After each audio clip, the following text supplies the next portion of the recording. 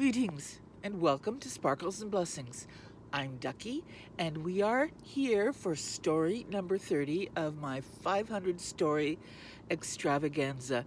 When I was a little girl, I loved listening to my grandfather tell me stories, and he kept them all in a little blue booklet in his breast pocket of his jacket. And every day I'd ask him for a story and he'd pull it out and he'd pick a story from the 500 he had written down and he'd tell it to me. And I would love to do that for my grandchildren. So here we are. I am here with story number 30. So about 2 posts ago, I put up a picture of an advertisement for sea monkeys. Does anybody here remember sea monkeys? I remember sea monkeys. Sea monkeys were advertised in comic books and TV magazine, and best of all, they were in the souvenir section of all rest stops. You know, you pop into a store when you're traveling.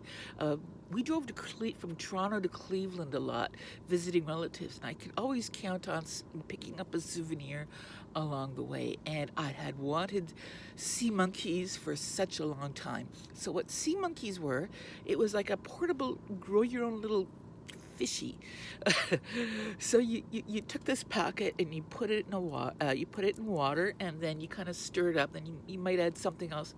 That was so long ago I can't remember, but it was very interesting. And my parents picked me up a packet. I think it was like $1, maybe $1.99. This was what, 1970, so yeah, $1 would have been about right. So anyway, we got to Cleveland, and I had my box of sea monkeys, and I was going to make sea monkeys. I have my own little aquarium of pets. How old would I have been? Okay, 10, yeah, 11. So that night, with the help of my father, I think we got out a glass, and we did all the instructions. And so then so then we were all finished.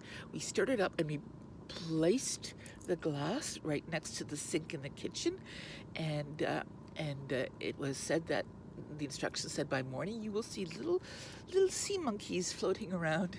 And they gave you all kinds of instructions, you know, how to teach your sea monkeys tricks. You know, like if you had a flashlight and you held the flashlight right into the fish bowl, you know, and you rolled it around, the sea monkeys would follow the light. So, and there was a couple of other things you could do. You fed them with some kind of a protein pouch that came with it. And reading as I was researching this for the vlog, it turns out that this was a thing. Some people really did grow sea monkeys, and they got to be, where you could really see them. They're kind of like a little crustacean. But anyway, so we put the glass over there, and I was going to wake up in the morning to sea monkeys. Okay, good night, everyone. All right, so I went to bed, and I got up the next morning, and I went to the kitchen, and where people were already having breakfast, and I looked at the counter, and the glass was gone. And I said, "Where are my sea monkeys?" And everybody kind of looked, and I said, "You know, the glass of water, we left the glass there, water." And my uncle goes, he said, "How did I know? I got out of bed, I went to the kitchen, I was thirsty, and I thought that somebody had forgotten their glass of water on the counter, so I drank it." I'm sorry. He said, and I could tell he was really, really sorry, and we were all sorry. And I didn't feel that bad about it. What really terrified me was the thought of all those sea monkeys in my uncle's tummy. Yeah, so that I never really got over that.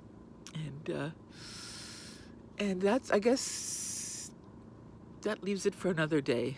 So thank you for joining me on Sparkles and Blessings. This was story number 30. I hope you enjoyed it, and if you're ever really, really bored, you can tune into our YouTube station, Black Cloud Travels. We went to Alaska and up north. We had a great time. a number of years back. So if you want to watch that, please feel free, and thank you. So thank you for joining me on Sparkles and Blessings. Ducky out.